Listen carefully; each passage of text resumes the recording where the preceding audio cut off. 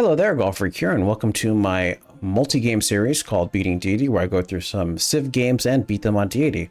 We're starting with Civ 5 because it's the game I'm most comfortable with. I've beat on Deity many times and can give a lot of tips in order to help. As a result, this will probably be a single long video compared to the other games, which will be regular Let's Plays in style.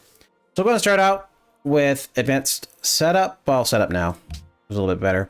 So I'm going to go over who I consider to be the best civs to beat on Deity. And the idea too is that we're going to be giving a game where you give yourself a bit more of a competitive edge. You're not really playing fair compared to the AI, but the AI gets 2 settlers and a bunch of bonuses, so they're not really playing fair either. So small things don't really matter. So first off, we'll stop out of our top 3. We'll start with a runner-up, which is Arabia. So Arabia is great. So they're not part of the top 3, but they're good for a couple of reasons, and they're very specific. So the extended range means you can sell your cities farther away and still benefit from trade routes, which is great. I believe this is multiplicative with the caravanser, the one that the building that extends the trade routes. Its names escaped me for a second. Also, the bazaar is amazing because it duplicates unique instances of luxury resources, which makes you more to trade, which means you can get more happiness. Happiness is extremely hard to get in Civ 5, and on Deity you want to play tall, and typically you want multiple luxury resources. Now, for the top 3, I'd say tied for second place is Korea. They get +2 science from all specialists and for all great percentile improvements, and they receive a tech boost every time a scientific building or wonder is built in the Korean capital. So let's start with this. So the +2 science is amazing for late game. You typically can increase your science by a few hundred depending on the size of your cities and the science percentage bonuses as you have. It's great for overall science growth, and it's especially powerful if you like to go down freedom and just have lots of specialists, which is the plan for the game. The tech boost for the scientific building and wonder is the exact same as a research pop or a scientist pop. It gives your last 8 turns of science on standard. It's not amazing. It is nice, but it's not amazing. So they're pretty solid mid-game to end game because they just have such a solid science output. Next up is Babylon. Babylon, I think, tied for Korea for similar reasons. So they receive a free great scientist when you discover writing. So this scientist is great. A lot of people will say plop him down.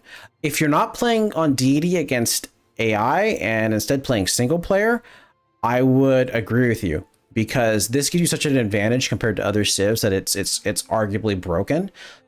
But working the academy that you've put down slows down your capital, slows down your cities getting out faster, and it starts a science snowball that doesn't keep up with the overall snowball if you don't plop him. You could keep him and keep the scientist, because the scientist and the artist are the only great people who you can keep, and they will retroactively become better as you get more of your resource, because it's the last 8 turns of your science and culture respectively. So you could keep the great scientist, and also you will get more great scientists, which means you can pop a bunch towards the end of the game. So you can just shoot through the last bit of the tech and rush for a science victory. And this 50% faster is actually closer to, I'd say, 30% to 40%, because you won't be getting great scientist points due to Deity. You won't be getting any wonder points. Instead, it's all going to be specialists, and by then you should have a garden and the national epic in your capital, so they're pretty solid as well. And then the last one, and the most broken one, is Poland, where you get your free social policy. So in order to do well, tradition, rationalism, and freedom are extremely important, and the faster you complete tradition, the faster you complete rationalism, the faster you can snowball your science and growth and your cities in general. And freedom helps, getting those for freedom also helps extremely well. And Poland takes the cake, and they can start that snowball even faster. I played multiple games where I started on Marathon to kind of compare breaking down, getting the first 500 turns between Poland and Babylon. And every time I found around turn 300 on Marathon, they would have caught up looking like they were going to surpass easily. So Poland is definitely, in my opinion, the most powerful. I will, however, be playing as Korea. And the reason why I should mention is because of their start location. So also a note on Arabia, they're part of the reason why they're so good is because their start bias is desert. If you get the goody hut for faith and actually get a pantheon for desert folklore, that can allow you to buy great people once you get tradition, once you get rationalism completed. And giving that faith is just absolutely broken late game. And it's really dependent on if you get desert folklore, even better if you can get Petra. But that's a very specific way. That's why the runner-up is it's not in general, it's in a very specific reason. But we're going to play Korea because his starting bias is coastal. I haven't won a coastal based game on Deity. Coastal starts usually aren't that great because they just have a bunch of useless tiles. So the goal is to have at least 3 cities that are coastal, and as a result have internal trade routes that are extremely profitable. Now we'll go into advanced setup. I like to remove I'd say about 20% of the 15-20% of the leaders, just to give myself a little more breathing room. I also have the sea level low because civs start out with 2 cities, and even if you rush for a settler, typically civs will have their 3rd city out by the time you do. It's going to be a problem. I picked continents plus because I am going to be ocean based, so having smaller continents in that regard is probably better. And the plus is nice because it keeps city states away.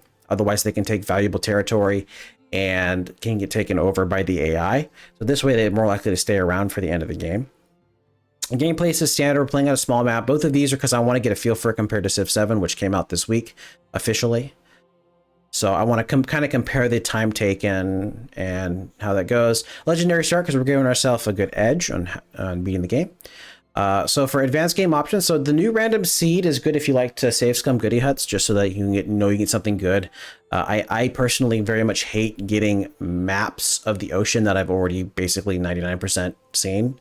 So if it's a really bad, I like to reload. I typically don't farm specific ones, but that's completely up to you because the AI gets a lot of bonuses. You choosing what you want for your goody hut isn't too bad comparatively.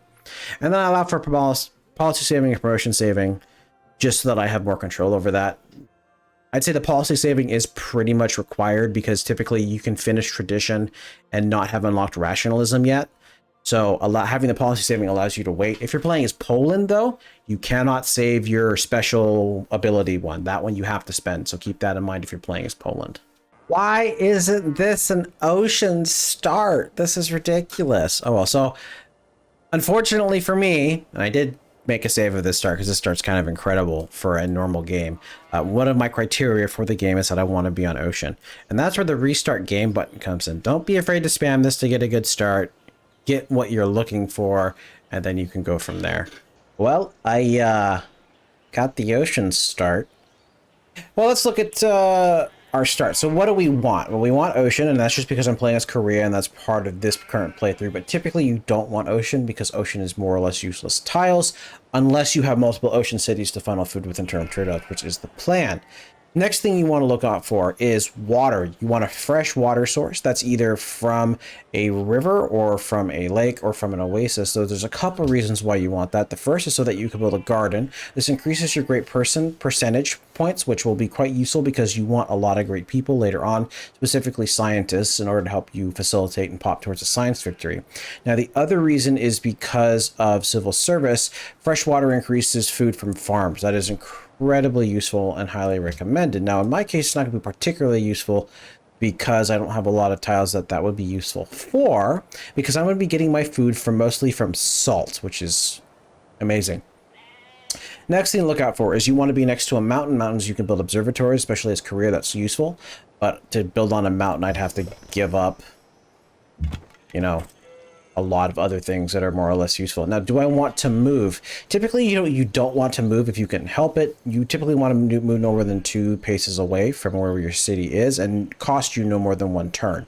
When you settle down your city, it goes up to 2 food, 1 production. If the amount is more than that, you will keep that amount. So if I were to plot my city right here, I would gain 1 food.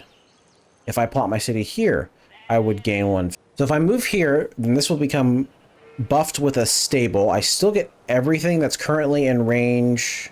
Okay, I will lose out on this sheep later on. But this If I get a, when I eventually get a stable, I can get it, but I will get that one production from a pasture. So this will become one food. Oh, actually, no, this will become two food, two production with the pasture. That's right. Because on hills, they become food. So I move one here and I get an additional free production. Moving here, I give up one turn, but I gain one production per turn.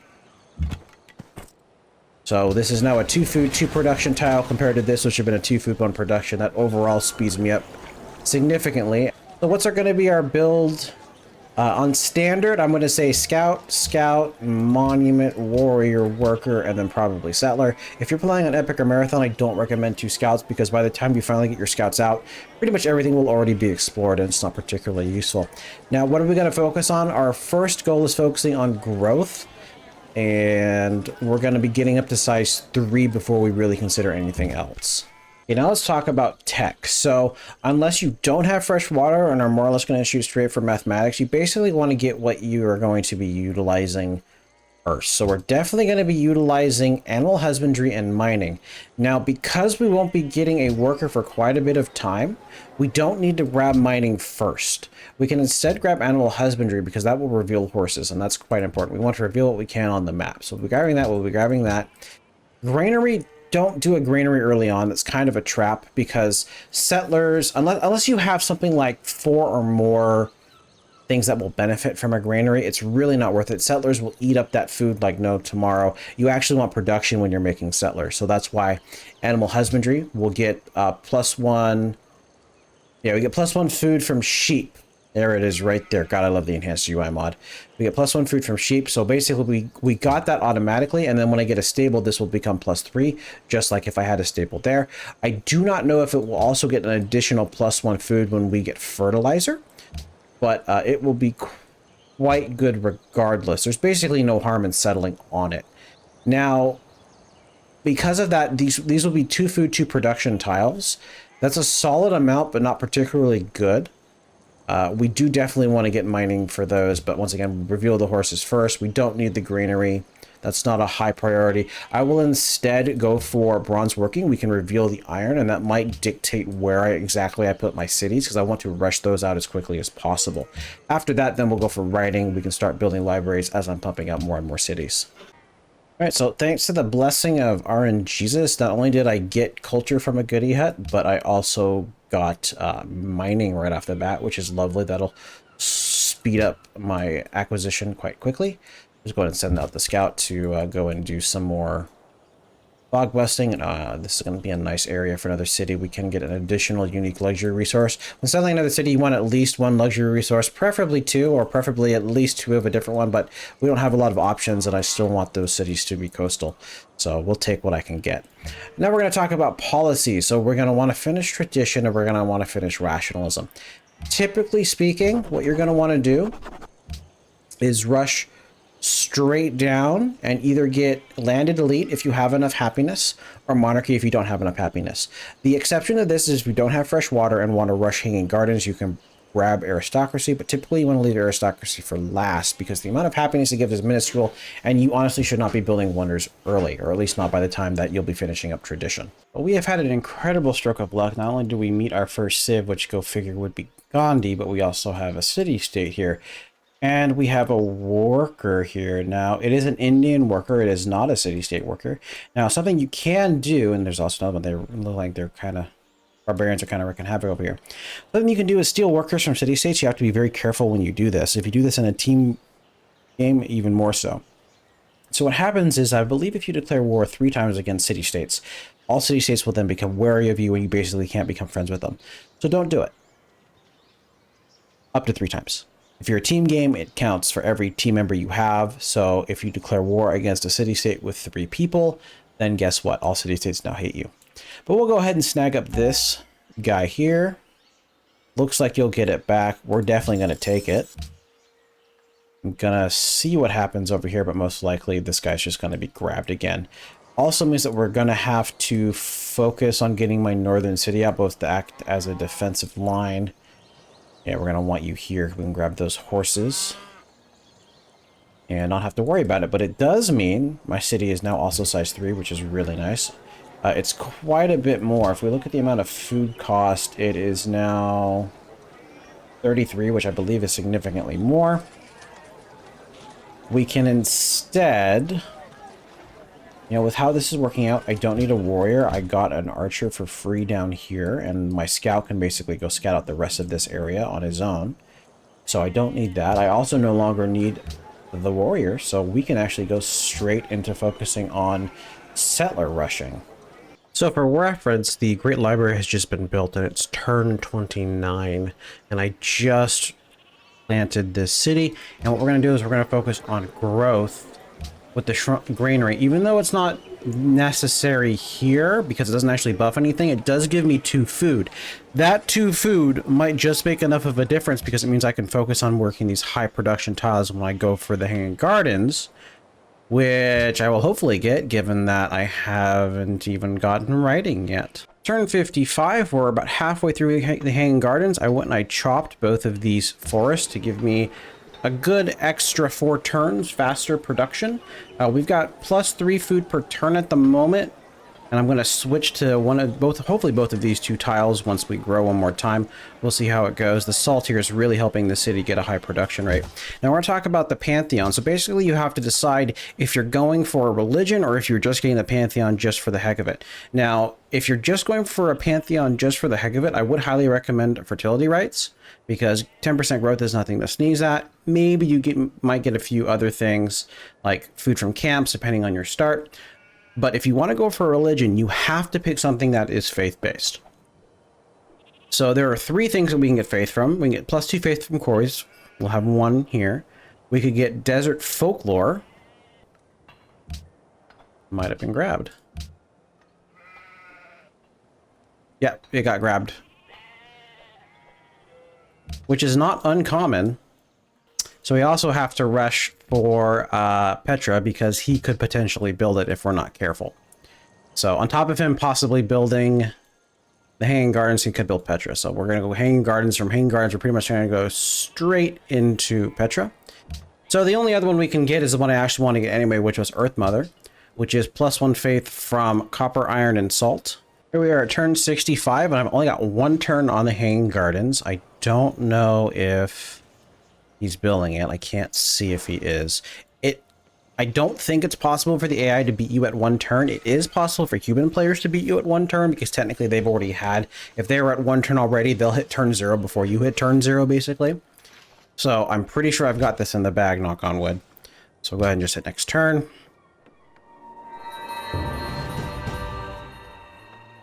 So it requires tradition, and we get a free garden. So we've gotten the garden in Busan that this city could not otherwise get. We'll talk about tech really quick. So for tech, the most important thing in the short term, I believe, would be getting the Colosseum. We only have 6 happiness, and we are going to be getting at most 4 more. So we definitely need happiness. Now, unfortunately, I don't have a lot of horses around me. So I have 1 up here so I can build the circus, and then I have the ivory down here so I can build the circus. But that's only 2 circuses. It's not particularly good. We typically want all circuses and all Colosseum just so you can grow without worry. And, 6 happiness, considering how fast we're growing, is not going to be much for long. So the Colosseum is right up there after pretty much getting the libraries in. After that, it's pretty straightforward. We're going to go for philosophy for the National College, metal casting for the additional production. We typically would go for civil service first, but I don't really have much for fresh farms. So we'll go metal casting. Then after that, I'm not sure why I get... Oh, we're going for education as why. So it's metal casting and then education, philosophy, metal casting, education. After that, we pick up optics and compass for additional trade routes, which are going to be coming online soon as we're getting granaries up. And then I need to start building my cargo ships to start trading between my cities. So we got Petra, which is awesome. So very interesting timing. We just finished engineering right when I got enough to get tradition. This is actually very uncommon for me. Typically I get tradition finished long before I get engineering. We must be doing pretty well science-wise comparatively, or even going for the Oracle now. That I'm just overall falling behind. Happiness is a little hard to come by. We're making our way through it as I'm struggling. I didn't even bother building the ships because I'm growing too fast without them. Can't believe we got the Oracle. That's crazy. Alright, so for our religion... doesn't really matter. So, for what we get... Tithe is always safe. Yeah, tithe is safe to get. Follower belief. Now, if you have a lot of faith from Desert Folklore, getting the buildings like the pagodas is worth it. However, because we don't have a ton of faith, we only have like, you know, maybe up to 10 faith per turn. We don't actually want that. So what we can do is instead look for happiness. So we have shrines give +1 happiness. Gardens give 2 happiness, and we do have a garden available in every city eventually. So that one is probably going to be best. Or +2 happiness from temples. We're definitely going to get the garden, so I think I'm just going to grab that. Alternatively, we could get religious community. Plus 15% production is nothing to sneeze at. That'll usually end up being about 5 to 7. And then obviously Swords of the Plowshares for the additional growth. Yeah, we'll get that. That one's the easiest one to get.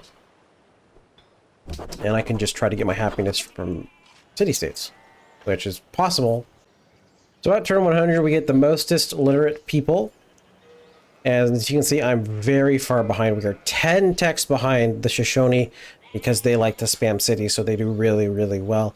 And he just freaking built Alhambra, which is all the way over here. But he's already almost done with the medieval, if he's even still in the medieval. Yeah, so we have a lot of catching up to do. Now let's talk a bit about the guilds. So normally I'd always put the guilds in my capital, but Busan is going to probably grow even faster with all of the bonuses that I see here. So here we are, turn 109, and a spy has been recruited because the Shoshone, I think, are running away with the game. Let's talk a bit about selling resources. This might be different depending on the difficulty you play, but we have an extra ivory that he actually talked to me about wanting, and there's nothing we can trade with, so we'll go ahead and see if he'll take the 7. He says no, that makes sense because his opinion, oh, he's friendly with me. Well, maybe it's standard speed. We can try 6. And they'll take 6. Typically, 7 is only if they really, really, really are buddy-buddy with you. Now, we also have a bunch of iron we can sell. We don't actually need this. So, let's see. If I do... Let's try 3. Will you give me 4? Yep. And that's just about as good as it gets. We'll be keeping the other 3 iron for myself, but that will be increasing our gold per turn, which is very important because, you know, we can buy more things, especially things like buying tiles to make... You can buy these desert tiles more quickly, which is great, and, you know, get Busan running even better. This tile specifically is one I want to buy, and I am buying these and these tiles because the AI for getting the pop growth completely ignores desert tiles for whatever reason, even though this is an amazing tile. It, like, doesn't understand that. Also, I just realized you have desert folklore. That's crazy. We might just keep you in this religion.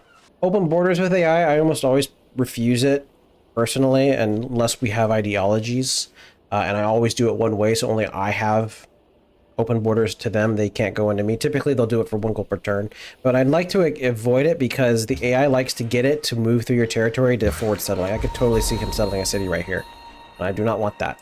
So I'm trying to see, this is why he's got a settler here. He wants to come through my territory. And I realized we lost this deer because they just settled a city here. We just popped some great people, a great writer and a great engineer. Now, with a great writer, you only want to do the right to political treatise day because this is significantly better. And it's going to be your last 8 turns of culture, but you don't need to do it now. It is retroactive. We can actually pull them aside and do that at a later point.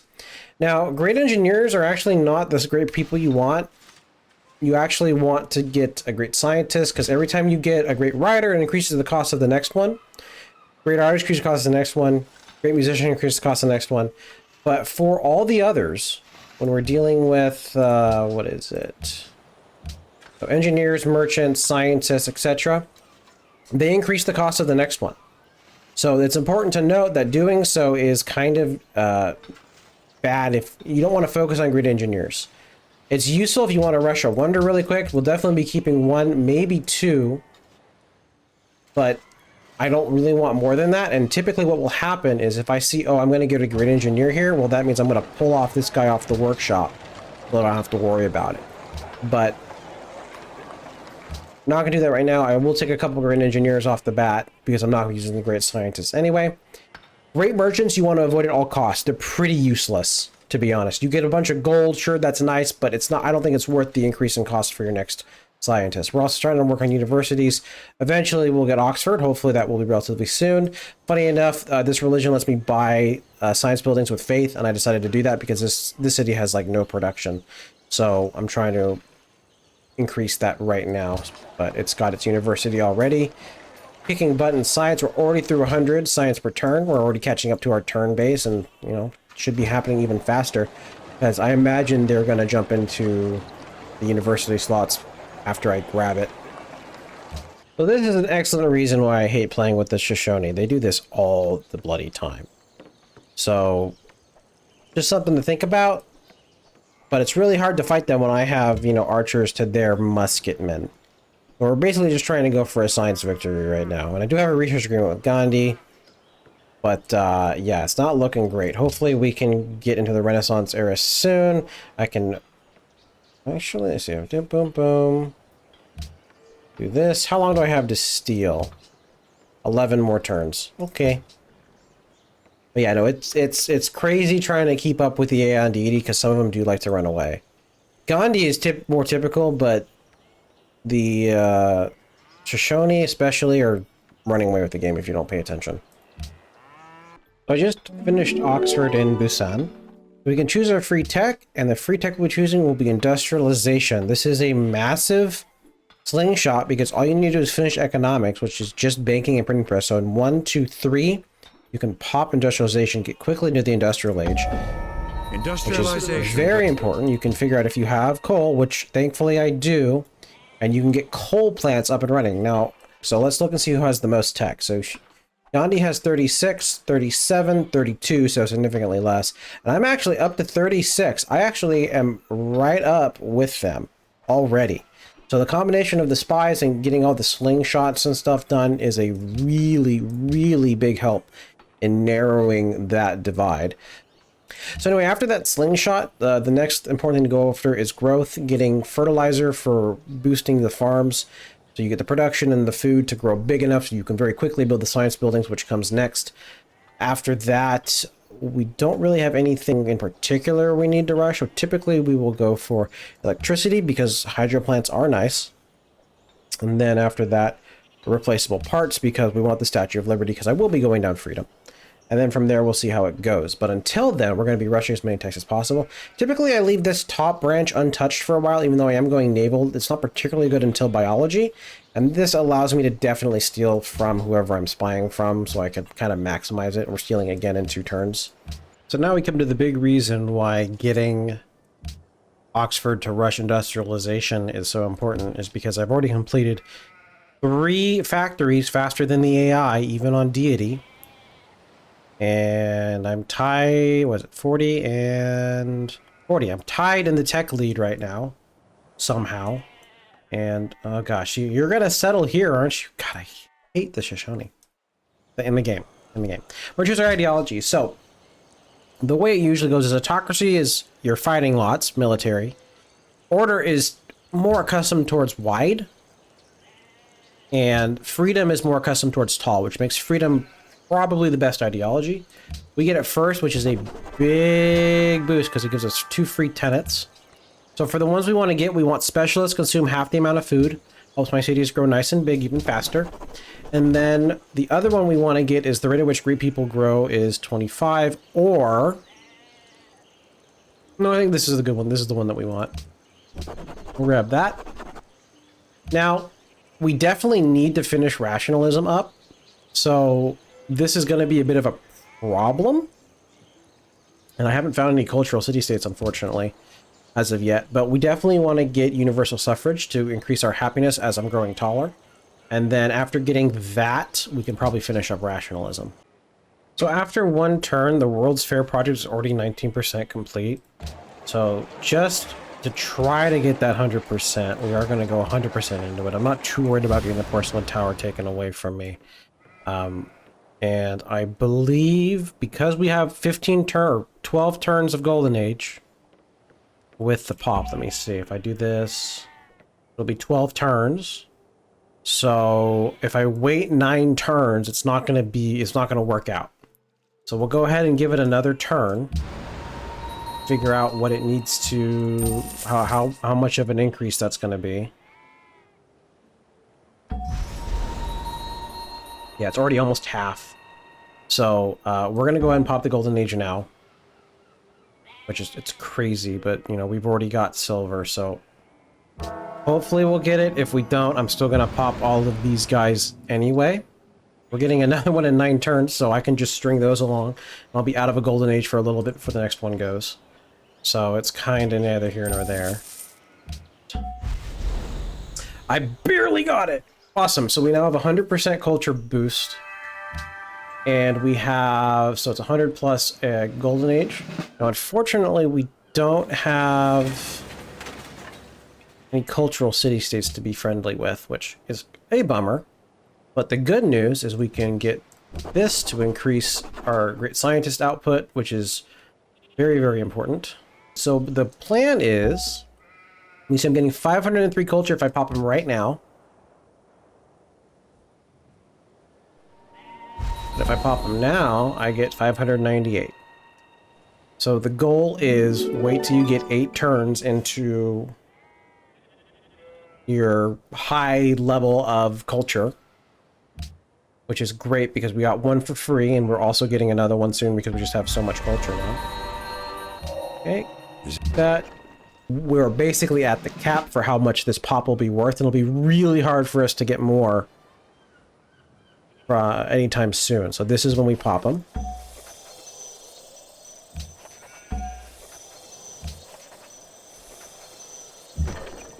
And does that let me get 2?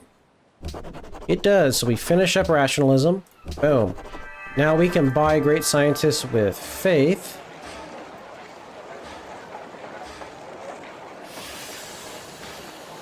I don't have enough faith yet, but we'll get there. It's 10 more turns for that. We're also getting another great scientist in 2 turns.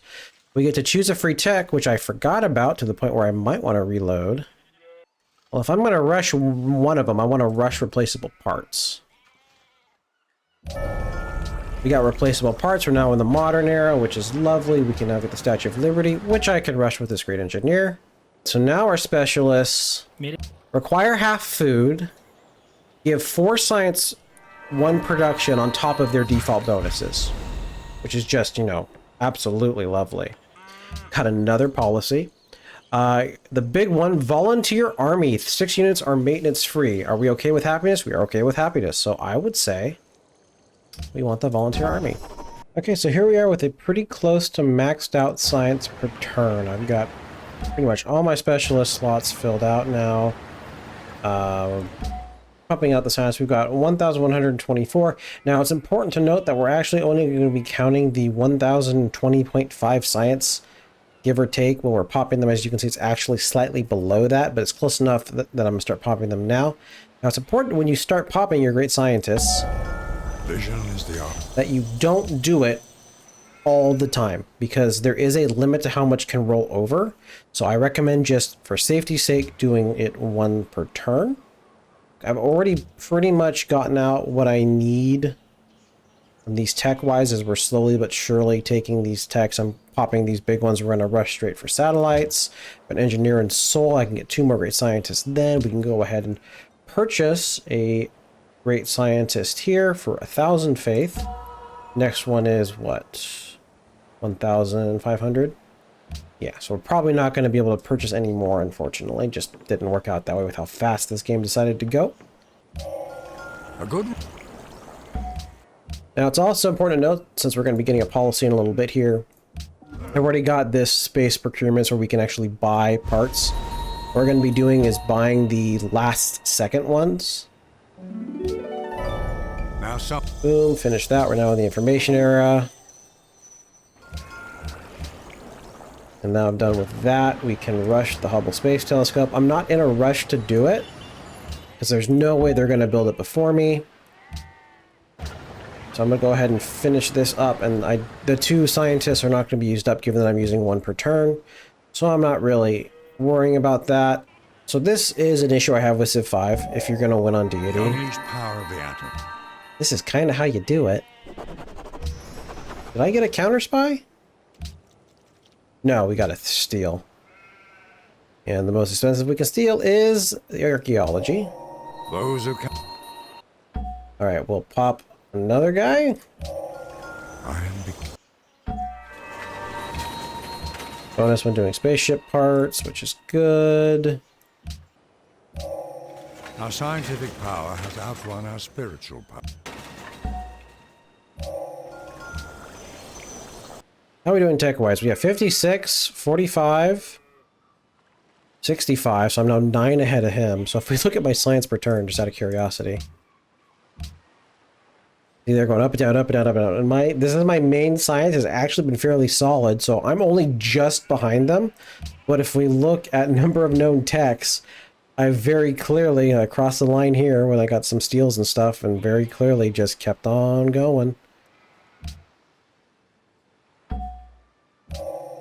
Computers. We built the Kremlin, we got the Pentagon, great musician, we'll just do great work with them. They're fairly useless. Alright, so I need to get ecology eventually. Okay, we got Big Ben, oil, of which I actually have some. Crazy. So once again, we just barely got to the International Space Station. And I could have waited for my great scientist to pop now, but I think it's better to have it going, like, everything going much faster. This is 10,000, you know, probably would have been like 1 or 2 techs more. Every particle of matter. But it's fine. So is that every single tech I need? So now that we've done that, I got enough happiness at the stadium for the moment. Now we can just need to build and or buy things. That sucks. Oh well. I'll be buffing my score, I guess. And boom.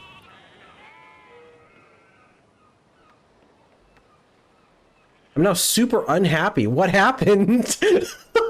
You have achieved victory through mastery of I guess not. I guess because my freedom friends are getting taken out. Led your people. We were 3rd in population. Given that we're 3rd out of 4, the other one getting taken over by the Shoshone, it's actually not that great. But it doesn't matter because, oh, we actually got Augustus Caesar victory. So if you look at the replay, oh, there we go. 2 hours and 26 minutes. It took me 2 hours and 26 minutes on Deity to play a complete game in Civ 5. I can beat this game on D, but I do not enjoy it because in this, it's always the same strategy, which is this. There's not much you can do, at least on the highest difficulties. It's always the same strategy. It's relatively boring. You don't want to fight the AI. I mean, I would have gotten absolutely destroyed with all of his units just around this city, much less all the ones that were taking everything else out. In fact, if we look at military units, military might. Yeah, look at this. Look at this. He's got over 10 times my military score. Crazy. Production per turn through the roof. Science per turn. He went crazy through the roof again too, but I had all my scientists, which basically, you know, I had like 10 great scientists, which is about 80 turns of science. 8,000 per is about 80,000 science, so it would still take him about 34 turns. But he has so many cities. In fact, do we have like number of, yeah, number of cities? He has 30 cities, which means that his science costs are up. I think it's 5% for each city. So his science is up at 150% more. So he's at double science cost. So actually he's at 33,000. He's actually closer to 1,500. I'm a little bit lower technically. I'm about 1,000. But that's just not something that they can make up for. So yeah, that's how you pretty easily beat Civ 5 Deity. This was a little bit nice because I had a really good start. All right, thank you very much for watching, and God bless.